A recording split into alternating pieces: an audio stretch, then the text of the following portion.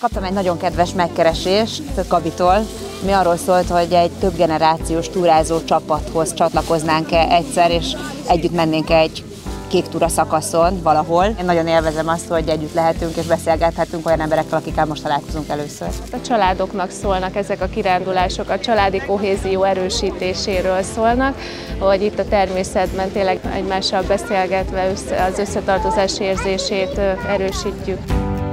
És ezt minden hónapban most már 3 éve csináljuk. Gabinak a szülei is itt vannak, a férje is és a gyerekei is, és velük beszélgetve az is kiderült, hogy Gabi már gyerekkorában megszerette a túrázást, már akkor is járták a kék túrát, és most felnőttként nem csak, hogy tovább viszi ezt a hagyományt, hanem ezt megosztja másokkal is, és kedvet csinál a túrázáshoz, és megszeretteti azt az országot is, amelyben élünk. Oh, wake up heart and wake up mind, and see the world is yours to find, and every passing day there's more calling you out to explore. Get up and go.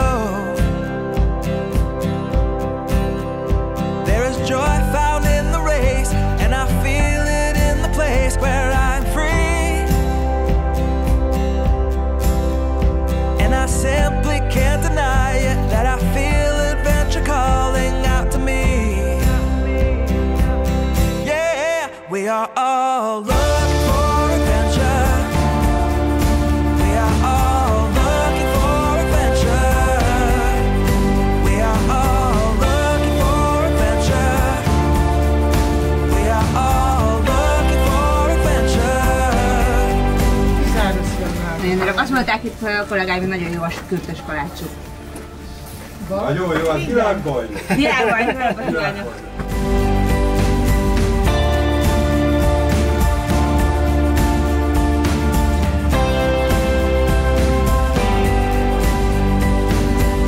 Gánt és Várgesztes között most egy igazi téli kék túrában van részünk, jó kis zúzmarás reggelre ébredtünk, úgyhogy mínuszok vannak, ami annyi előnnyel mindenképpen jár, hogy kemény a föld. Ma nem lesz olyan nagyon hosszú a kék túra, kicsit kevesebb, mint 20 km, viszont miután barátokkal vagyunk, ez egy jó beszélgetést kínál a mai napra. Úgyhogy mindenki bakancsa fel, és hajrá kék túra!